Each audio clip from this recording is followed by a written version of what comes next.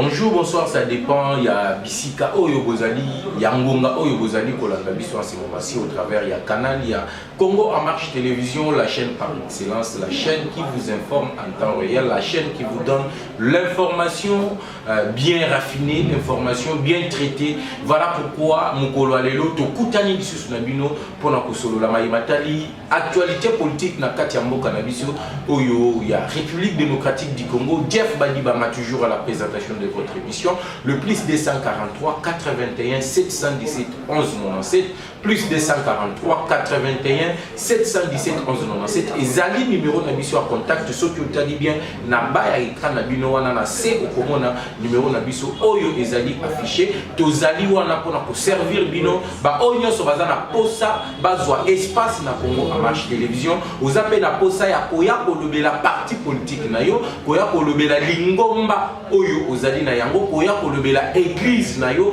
côté ya mateya na yo pe eleka na Congo marche télévision okoki ko contacter biso na numéro Oyo ezali na se ya écran na bino ekoto kozala disponible pour na servir bino yango lelo toye lisusu neti momesano ko pesa bino mayematali politique ya République démocratique du Congo Oyo ezali dominé par rencontre Oyo président ya Seni Denis Kadima akendeki kokutana na président ya Assemblée nationale, M. Christophe Mbosso, Nkodia Kwanga, Oyo Azali, Kokamba, Assemblée nationale, la deuxième institution de la République démocratique du Congo. Bamekaki Kosolo la Maïmatali, Maponami, élection na Mboka Mission République démocratique du Congo. Denis Kadimazana, Katia Kotia, pression dans le Parlement, et Tebasil Samoussala na Bango ya ko voter loi électorale pe Kosala Kenon, Maponami, la République démocratique du Congo, et Salema, na 2023.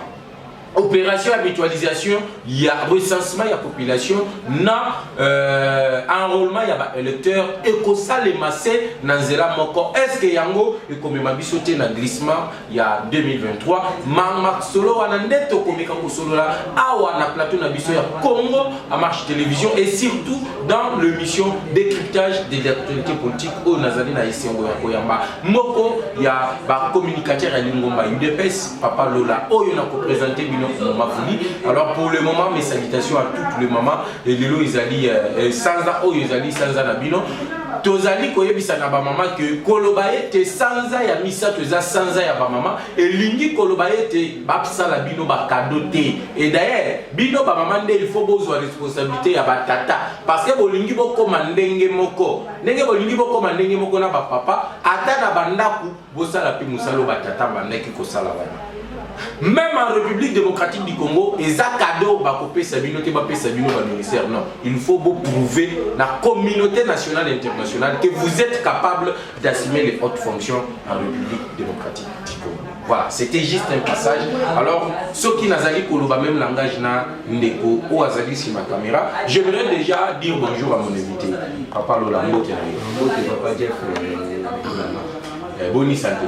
Santé za bien Nangolo Nzambe santé za bien, santé pe alingomba UDPS za pe malamu. UDPS za en forme toujours très bien. Bozali ko banga te lelo yo bazali koloba trop et pas Martin Fayulu et pas Moïse Katumbi te bozali ko sa lelo côté bozana bilan te no bande kwa UDPS. Bobi IDEP. Oui, merci monsieur le journaliste Jeff Badibanga. Na sepeli makasi na ndenge o ya minga na chaîne na bino. Congo en marche, notre chaîne autre aussi n'a que non abonné bazala belé ko bazala information bien dépend na bino. Donc ba s'abonner massivement na chaîne na biso parce que awa ba kozwa actualité nyonso te bien assuré non formal. Lingomba IDPS les années Lingomba IDPS ça très bien ça en forme toujours et puis que non les IDPS ils vivent à part IDPS na RDC ils en a parti politique souffrir et précisément na RDC pas battre partout dans le monde va combattre IDPS bazali pe balana pe baza toujours en forme. Donc vous avez kobanga na binoté ba Moïse Katumbi ba Martin Fayulu oyo lelo bazo ningi sa Congo mobimba pona makona mi ande Moïse nani Moïse Katumbi nana ni supenge na Martin Fayulu. Est-ce que c'est Moutouana net utangi na no Fayulu na Moïse? Et tout d'abord Fayulu a fabriqué en l'UDPS. Fayulo ba fabriquer na IDPS. Biso to fabriquer na IDPS. Na ndenge nini. Ceux qui a joué moi chance. Ya ko bima député national, ceux qui provincial, ceux qui national na 2006. 2011 grâce à qui? C'est pas grâce à IDPS. Le autre ko banga mutu lokola Fayulo be soit un individu en tenga Moïse. Moïse na nous tout d'abord azan originaire nini ko banga. IDPS ezana mutu oya banga kate na kati ya RDC kozanga kutu mutu azaki na manduki nyonso tu abali yete kaka banga fabricant ya Fayulo na Moïse. Voilà, avant de kota na masolo na biso yo tokolobela mingi makambo maponami lelo ezali tozana katikati ya mois de la femme moi lelo ba oyo pa ba mama balobi bino bobomi mboka République démocratique du Congo bino ba papa bango il faut bazwa relève na bino pe bozonga na banda ko boke s'occuper na mabota bango ba gérer mboka. Merci na nazo souhaiter bango bon mois ya malamu ya ba mama na souhaiter bino mois ya malamu ba mama nyonso tout mais ceux qui ba mama ba koko lo ba keno ba papa ba bomi mboka. Et puis, ba maman au bazar ba ministère. Ba maman na nini na malamba yosala. Ba Eve bazali ba bazali. Eve bazali mokote. Neti maman oyo azana portefeuille. Neti maman oyo azana travail. Neti maman oyo azalaki na Sonas. Yebisanga yi exemple nini oyo ba ko pese pas ba congolais que non ba maman de ba bomisia malamu. Papa Maman alobate que non ba papa ba bomi ba papa ya malamu bazali lokola ba fachi ba maman ya malamu pe bazali lokola ba Eve bazali ba. Donc ceux qui maman ya malamu azali papa pe ya malamu azali. Puis c'est ceux qui maman ya mabe azali papa pe ya mabe azali. Puis c'est tomoni ba maman ya mabe pe ba bomi mboka ba gera ki pe mboka ba bomi. Sonas ezalaki ndenge nini ntango maman na bilo est-ce que pe papa. Le ministre du travail, azapé papa, tous les travailleurs, bazolela. Le maman ozana portefeuille, azapé papa. Tout le bâti que nous sommes le bébé ba le bagano interne t'avais dit non, papa ya mala mozali, maman pe ya mala mozali. Ba maman tu utangi wana surtout na portefeuille to moni maman wana utu suspendre ba désir. Ya onatra, ya régie des eaux. Donc utu suspendre ba maman bazana souci ya mboka na biso. Maman wana azali na souci ya mboka te. Puisque tant donc maman Adel kaina wana azali na souci ya mboka te to yebi que non baza ba mafie, ba to famille politique wana ya ba miyibi wana to yebi bango baza ba mafie. Aye kozwa moi grâce wana pe courage wana tangu kama mokonza mboka beti mbela na conseil des ministres passé avant de voyager tangu IGF a dénoncé que biloko wana ye aboya ki no bato wana baza ba miyibité donc ministre aboya ki no ba mandataire wana ba quitter mais moment où elle aussi pas par rapport à quoi tangu moni mokonza mboka te ba makambo wana yango wana aye kozwa courage ye moko azaki inclin na ba makambo wana na ministre appelle na makambo de oui azalaki. Donc na Congo na ba ministre na ba mandataire bango tout bazali ko luka mabumu na bango tout na mutazo luka oyo ya ye bazos travailler pour l'intérêt ya population te balo baté le bango ba maman baza mabe balo baté bango ba maman baza malamu batata nde baza mabe ezala ba maman ezala batata bango nyonso baza mabe mais mutu na mutu nde oyo malamu azali ya mabe pe azali. Voilà toko tasikoyo na sujet na biso na bengelio na plateau na biso. Est-ce que ma ponami kozala pesa na 2023? Bon, na 2023, tout le monde a qui président a séni à Kendaki ko utanana deux chambres pour voter dans nous loi électorale. Ti le lot aux loi électorale. Oui. Par rapport à quoi? Ce qui m'a ponami et ça imité en 2023. Et ça les peuple congolais a basé dans le élection. Peuple congolais a zélanine parce que peuple congolais ça la maponami en 2023 ils sont constitutionnels. Ceux qui vont salir en côté pour violer la constitution. Bon na tunio. Ceux qui vont salir maponami en 2023 ils ont pour violer la constitution. Mais ceux qui vont recenser peuple congolais ils ont pour violer la constitution. Donc priorité ils ont des recensements et non priorité ils ont pour recenser pour qu'il y ait un nombre de habitants au Tozana Bamona Congo. Togo il que les élections parce que élection il est fait ça pour ça Tozana testament au papa a tiqué la biso que l'UDPS qui va organiser des vraies élections. Tolingi les choses de la recensement il y a une élection à tâtonner que non ba vota qui ngai ota to mona ba msuti lelo ba bina ka vérité des yeux ba kenda ko telenga nango bisika nyonso soka ke na province soka ne kotambo la vérité des yeux. Le président élu Martin Fayulu m'a dit. Président et Kolobaka Kombo le président élu. Nandengeni ni Fayulu moko alobile le président élu. Ah ça président élu ya mboka nini ya. Il y a la République démocratique du Congo. Est-ce que alobino il ne fait boyiba ye pouvoir. Ba yiba ye pouvoir. Il y a trois commis au tambo la bonne qui s'abat. Tout d'abord il y a alobaka malgré ça. Azwaka opportunité yango ya kokende élection ngoyi oywana arata bien sûr. Mais cette fois-ci ayiba que le col arata qui c'est fini. C'est fini Ndengeni. Puisque maintenant Congolais azozo à disposition à union so ya koyeba que non le lengeni to kende élection à yemi balé. Élection on a tout d'abord on a go ya zolela. To ba no na so tambola. A esi peuple union so que non so qui na machine à voter ko voter te soit papier comment boaka na kata ene. Bolelo oy ba to ba ke ko voter avec machine à voter bon. Yo lobi que non ba yiba kangai pouvoir nga na sa président élu ba to na ba voter ki na machine na eloko nini. Na machine ou bien na papier. Donc Riozobo a victoire à Martin Fayulu. Attends qui a joué en côté. Et tout d'abord Martin Fayulu en Monan. Est-ce que tu es sûr que non en 2023 ceux qui élections allés Fayulu a aucune élection? Oui, il n'y a aucune élection parce qu'il y a qui a 2018 il est congolais. Ah qui a 2018 puisque c'est un mafieux qui dirige le Congo. Nani azaki mafieux. Un homme auto yebi que toyeba ki mutu na makolote tata te mama te kaka toye komona ka mutu aye. Nani wana ozolo ba. Mais c'était Joseph Kabila. Donc Joseph Kabila c'est mafieux. Asa mafieux voleur ayeko yiba biso nationalité ayebi biso na mwasi ayeko yiba na kombo ya mboka ayeko détruire na richesse congolais non surtout. Nationalité ni Kabila yibi. De nationalité congolais. Ayiba bino na ndenge ni. Ayiba ki parce que asa congolais te ayeko miko c'est suisse congolais. Ayibi biso nationalité, ayibi richesse, ayeko yiba mwasi. Mwasi ni ayibi bino. Oh mwasi Eric Lenge yo yiba ki était.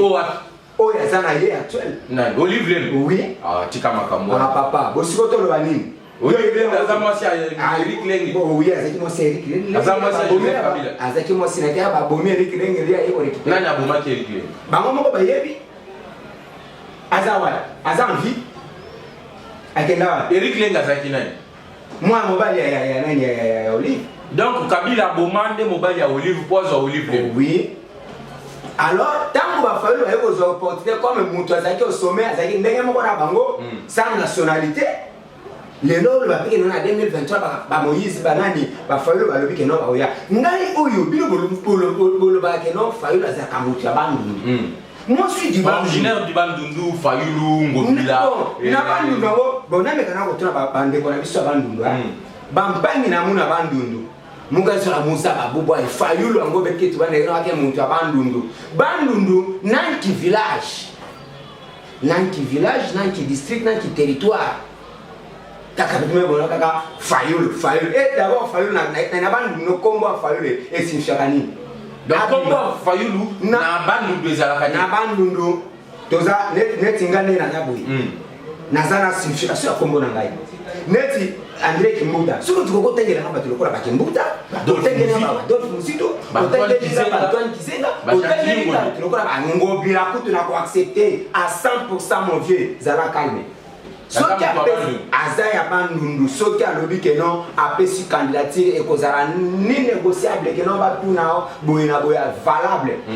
Tala muto nanu omoni ebi na ndeto za boya tous les politiciens ya Congo to yebi fief na bango ba village d'origine na ba village d'origine to yebi yango ke non muto papa Kamitatu oh ezalaki à l'époque Kamitatu oyo ya 50% Kamitatu le vrai Kamitatu. Donc na Congo toza na vrai Kamitatu na faux Kamitatu. Oui, na faux Kamitatu. Vrai Kamitatu ozaki tata. Faux Kamitatu sikonde oyo azaka pembena Moïse Katumbi. Azaka pembena Moïse bango mibale ba faux. Ba faux. Na Katumbi na Kamitatu. Na Katumbi na oyo ba kombo na bango balika na baka. Donc baka Kamitatu, Katumbi, Kabila, Kamere. Donc ba kombo wana yango eko pesa désordre na kati ya Congo. IDPS.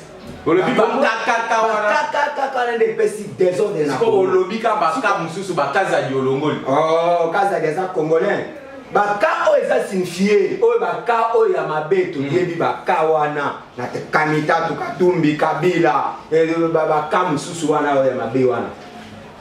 Donc to yebi que non Kamita tu ya tata soko ke na kata mboka na ye na bulungu okomona bakotangile ye baba yesu no ndako eza ndako ya Kamita ndako zo ye na masimani baba so bisika oyo ya mongolo diaka oye na kwenge bayiso ke awa nde oye na kenge bayiso awa ndako ba kimbuta oye mboso oyo bayiso ke no awa ndako mboso bon yebisa ngai muntu lelo bokoma kokumisa fayulu na mboka na bango na mboka nini oyo ngai na zango ba ngai na yebiso ke no suidi bandundu donc fayulu atanda kwa batata na ezala kati bandu ata bikoko oyo ya koloba ke no ata payote ya pamba ezala biango te na mboka nini atika ko tromper peuple congolais et cet homme là na bazaki parenté ce qui na Pepe Kale du 50 azaki ya Kasai bon mpapa na ye azaki sénégalais bon ye alobi ki bazaki parenté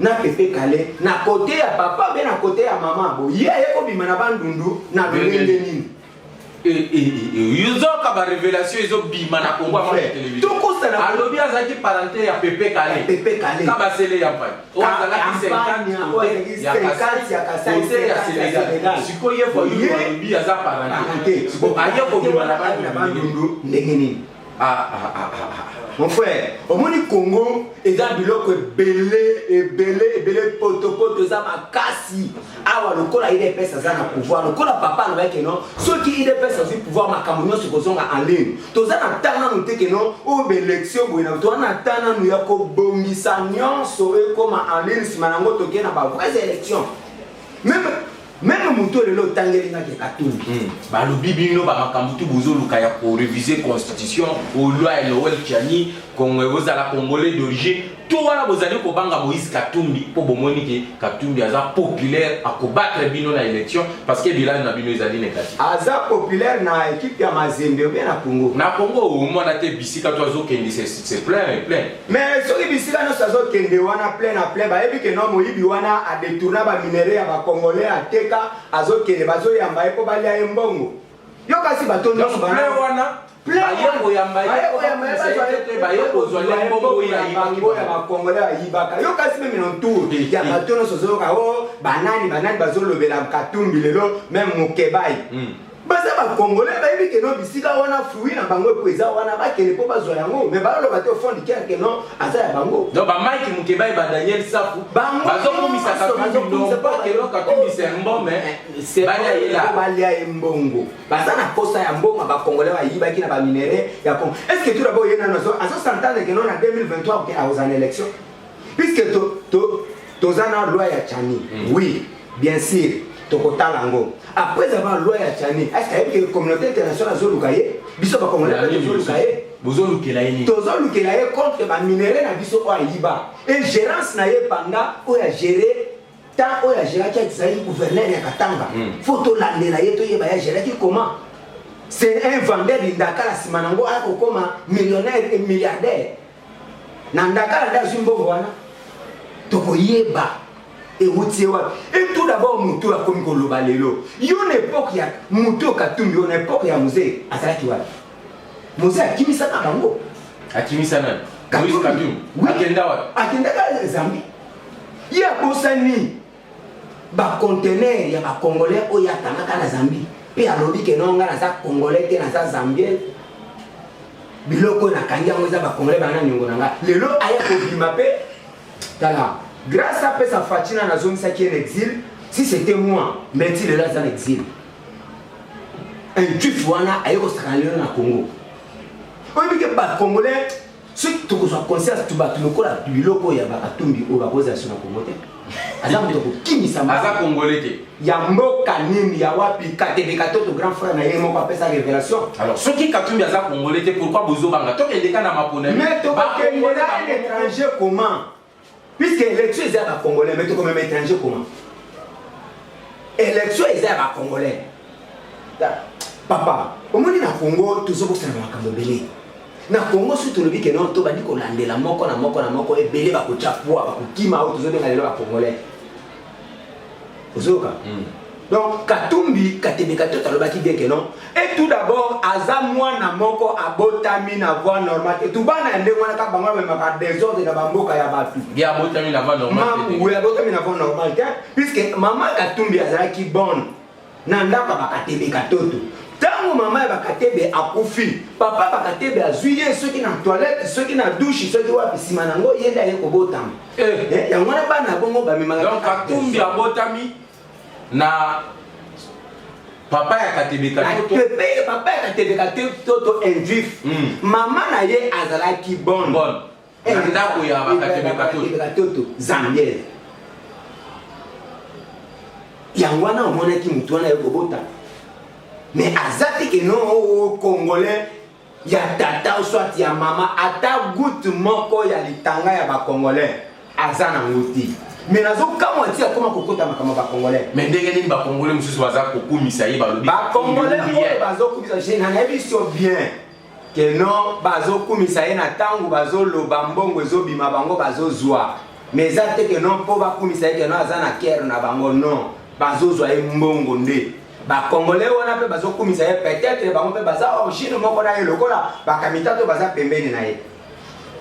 Alors ce bilan boyebaki ke Katumbi aza congolais mais pourquoi vous proposez qu'il y a la première ministre ya Fachi tant bobandaki ko sala union sacrée nani a proposé que est-ce que vous avez na des preuves donc yoka ki ke non faut yoka ki o des preuves proposer ya la bilan na Congo bokoma ka koyoka na ebike na Congo bolobaka fa même que non Katumbi na Kabila na Fachi ba signer mon candidat que non boyena ba ilana accord mais suka ti lelo oyo makamuno se okota na mai ata accord moko na mesa to tuko mona te awa so comme que to proposer que pesa na accord o ba proposer que na maloba o loba ki facha loba que non oui ngai na ele ngai na mediani bobengela tie na union sacrée ni soki aza congolais to benga tie na union sacrée te ye moko nde ayaki tango président afongo les portes ya union sacrée mutu na mutu bana ko ya est-ce que bato nyonso bayaki babenga ba o benga ba botindelaki bango ba invitation bayaki batindelaki bango ba invitation bayaki se présenter o ya mona keno aza congolais bayaki mais ye lokola azaki na ye nekino na yebike mboka weza na ngo ya ngate tika na jembela na ngaka ata isika wana mais biso moko te oyeba na moment o keno kobenga to benga bango po mutu na mutu azonga na rai oyebi koza congolais tika na Congo oyebi koza zambien keno ko posile na mboka na bino oyebi koza juif keno na mboka na oyebi wa sénégalais na mboka na bino eloko babengela bango yango wana. Donc pour le moment tocha na mutu na biso tozala ni likiate que non mapona miko salima na 2023 bon ngana lobi te que non mapona miko salima te na lobi que non o isa priorité non peuple congolais to Kabila a dirigé pendant 18 ans atiki biso les congolais provisoires na ndenge nini papa lola tika boy mais yo za na carte d'identité toza carte na biso ya o baba pesa biso carte d'électeur vous allez ko sala office ya carte d'identité carte d'électeur o benga ngo carte nini d'électeur pona nini carte d'électeur utilité na mweza pona nini dozo ki ba carte wana pona identité o be pona élection pona enrôlement pona to kende ma ko bongo siko après avoir ko voter siko to ko titambo na ngo pona nini toza na posa ki do pendant 18 ans yango mona Kabila kotisi ba Rwandais kota puisque identité ya ba congolais ezalaki na ngote awa so ngana to tambo ese ba ba to ba congolais tozali ba congolais provisoire Kabila tiki biso ba congolais provisoire Fachi aye mwana ya mboka auto yebe pa na bango na limité mama na bango mama Marthe papa na bango papa Etienne Tshisekedi notre mentor o apesi biso pouvoir ya ko exprimer ba bazo landa yo aye atika biso susu ba congolais provisoire poto weli sa élection na élection wana intérêt à peuple zani pourquoi pas bazo s'entendre nanu na intérêt au peuple a kokiko ko makambo yo neti ya port ya leur profond au président qui n'a ko poser pierre pourquoi bango bakoki ko yembela kango nanu nzembo te que non eza eloko moko ko évoluer mboka bango bazoluka ba élection na bango wana pour na intérêt na bango priorité ba peuple congolais eza na élection ti ezani ni kasi priorité à peuple congolais ezali ba pesa biso la carte d'identité après avoir carte d'identité, Congolais a se retrouvé à l'aise, à l'aise, non, na carte à Congo, tout ça, va Congolais, qui m'a sauté côté na Est et Mboka, où ils ont priorité à Congolais en Guana. Mais si vous même élection, vous avez une singa, vous avez sélection. Na Est et on a vu bateau, bateau, Koufawana, bah pour voter ou bien pas. Oh, bien, vous avez élection, bah, miyibi, oh, il va y avoir détruire richesse à Congo. Biso ba Congolais biso mo to à l'aise. Toujours senga ka élection moté. Mais quand ta étranger oyo ndeba ya ko luka problème na Congo, ba to za na posa élection. Boko tika la ko diriger kata mko moté. Bo s'entendre te que non ndenge boza wana boko diriger Congo. Tant oyo bolinga ko diriger Congo tangu mutu na bino wana azalaki. Oya pesa bino fonctionner lokola yemoko azalaki étranger rwandais. À ce moment-là, le collaborateur qui a un na ba Congolais, c'est fini pour vous.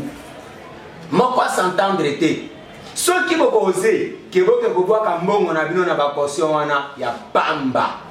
Papa, vous allez ko bangate action à Katumbi, vous allez ko bangate popularité action nini. Makambunyo soyo, attends go buzoni seki. Net action nini à Katumbi. Oya kala ki joueur à Chebi a vu $50,000 à PCA. Yo atongi kuna na bandu ndo apesi bato ba hôpital na mbongo soki asali soki mutu wana azosala biloko wana eza mbongo na biso ba Congolais richesse oyo ayibi yango lelo azosala biloko wana awutaki na esika moko te mbongo wana eza ba mbongo na biso toyebi ye aza vendeur ya ndaka ye alobi boye Katumbi alobi avant kotana na politique il était déjà millionnaire bandaki osala mbongo na ye yango epesaki ye mbongo azaki millionnaire mon bon on a aussi un dakala. Tabana ote ka ba poisson, héritage à papa na bango. Bon, héritage à papa na bango. Papa na bango, papa na bango. Katoto. Azali Congolais. Congolais. Olivier lo banini par là. Par là na lo bagé non. Bisika ya tata na ya azalaki, soki azalaki juif, soki azalaki nan, soki azalaki nan. Akende ko sala ba don wana nyonso, mais pour na Congo, atikela ba Congolais. Aux Amboka na bango tazosala na en vain. Tana esi eleka ki mboka ezongi na maboko ba Congolais, maintenant ba Congolais bango moko ba yebi soki Fachi a dirigé pendant 34 ans au tozana ngo posa puisque Fachi a dirigé 34 ans de nuit. Bon on a te bino de pèse bo banda ki o le respect à constitution bino moko boko mi au pouvoir bolingi bo c'est réalisé. Kabila sala 18 ans ya pamba. Le 18 décembre 2016 bo yebi ce boloba qui tout s'arrête. Si tant que vous avez le pouvoir, vous avez le Congolais. Kabila est Congolais. Yawa bino na nga toi IDPS boloba na permanence. Bo betela na Kabila maboko aza bien, apesi biso pouvoir. Kabila pesa bino. IDPS owa. Oh ya Tshisekedi. Est-ce que Kabila manda ko pesa le pouvoir et moi pesa ki shagarité? Boyokaki. Jamais solo biso toyoki kuna na permanence. Ezana combattant ya IDPS te o ko betela Kabila maboko loba o ya ye lobby na sa. Augustin Kabuya loba na matinée. Wana engagé ki ye moko. Mais azali secrétaire général. Secrétaire ya IDPS o ya loba soki ya loba ki yango comme un individu. IDPS tozalaka na ba autorité te tozalaka na ba autorité oui to respectaka bango mais l'IDPS c'est la base. Kabila oyo azwi manduki azoboma ba combattant ya IDPS na sorte nyonso tout ya kotumba ya kokalinga ya kobwaka na fleuve ya koboma bout portant lelo combattant IDPS po yebise betela Kabila maboko pe abeta balobi apesi bino lokuta Kabila pesa biso pouvoir te tokendaki élection to botolier pe azaki azaki na posa kopesa pouvoir il va pesa en 2016 Kabila pesa biso pouvoir te Kabila ndeto affronter ye to pouvoir chaleur le kaki amona ke sika ko kendete puisque to coinça qui est partout azonga boizonga papa na tchaki Kleboa akangi accord à Saint-Sylvestre les biso moko sur le terrain to nyongi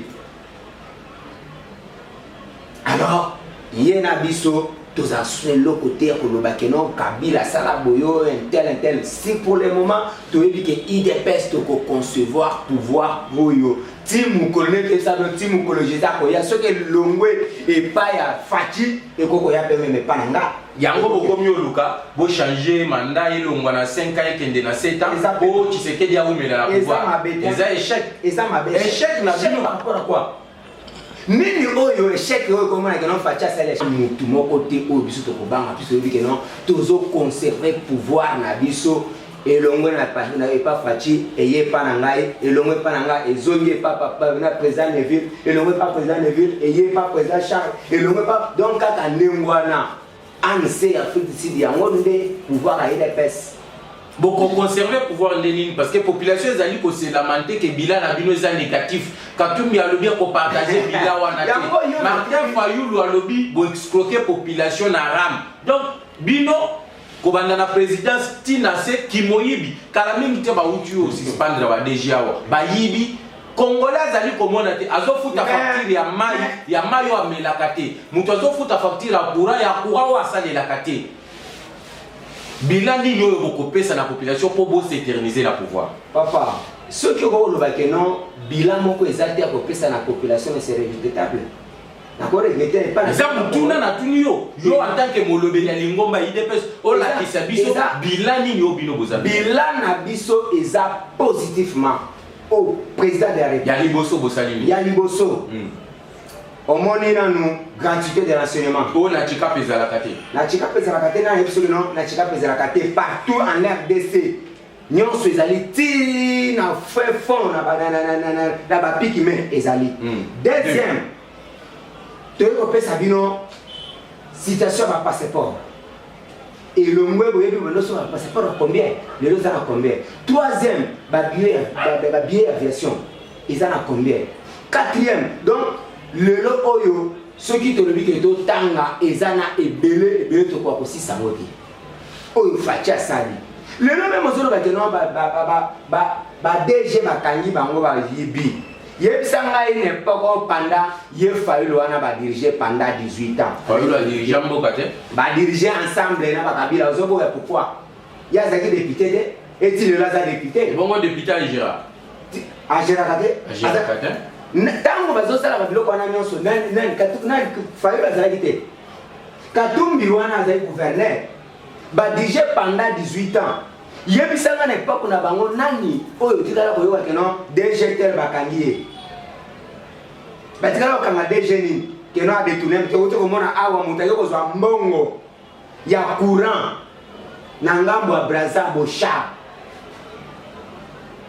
aye na kati ya fleuve ye mutu azindi na mai te kaka saki ya mbongo ezindi 50 millions de dollars ekenda mais après avoir kosala action wana bakomisi président ya assemblée nationale donc pas na bango ezalaki fa bakatumbi bamiyibi wana bazalaki soki kaka kosala action moko boye makasi allez bamatisi yo titre mais pas Fachi même les lots bilan ya Fachi eza négatif le kuta na bino puisque les lots comme on a ba miyibi bazo kangama bazana makala ba DG ba kangami ba directeur ya cabinet ba kangami nyonso wana ya problème de social ya population le lot savant le coq est comme 600 papa ce Sacha Miliki a ni 2 comme 500 Kabila tikango na 200 Kabila tika sasa na 200 oui monsieur Sacha 14 kana nemoni do ngona miyo ko yo ba Kabila mutu abomina mboka o eza nani Kabila te mais il y a qui yango na se bino ku batisi yango seni na tika yango puisque nido wana na kati ya nido wana même cuillère ya café ya nido wana ekokotonda te yo le bako tala papa kokumisa lisumu to wana te ko abomi Congo pendant 18 ans o le Kabila za biso to sala comparaison entre gestion Kabila na gestion na gestion ya Kabila bato bandaki kolia malamu c'est mou les alaki na se lo suzana se mais le loyo c'est mou les mati na gestion Kabila congolais azolela kolia malamu papa population mutu Congo abanda kolia malamu na balabala biso na mapona nini biso ile pesa banda kolia malamu na gestion Kabila elle est tombée dans le balabala pourquoi mais les autres on a ceux qui peuple la Monica zo vivre ma bé mon colonel ni omone na pouvoir antiséquer du peuple abimi que tozo le malam te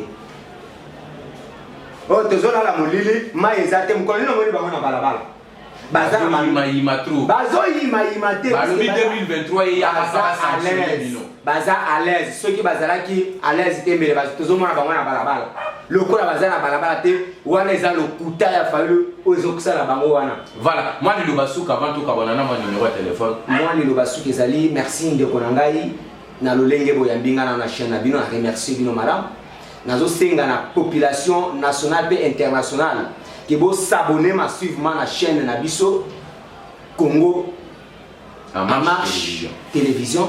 Ozope Sabino ba vraies informations ba biloko ya boye. Biso to banga kate, biso to bimisa kanyon surtout pe Orlando vérifier au moins que ça réel. Bo s'abonner massivement. Na ko remercier bango, na ko remercier pe ba grand frère nangai o lelo fier o eza ya biso te eza ya bango. Pour grâce na bango de lelo to kono lobape. Ba o apesa biso continuité lelo ba komisi biso bazalaki balandaki balandi lelo biso pe to sali to zolanda.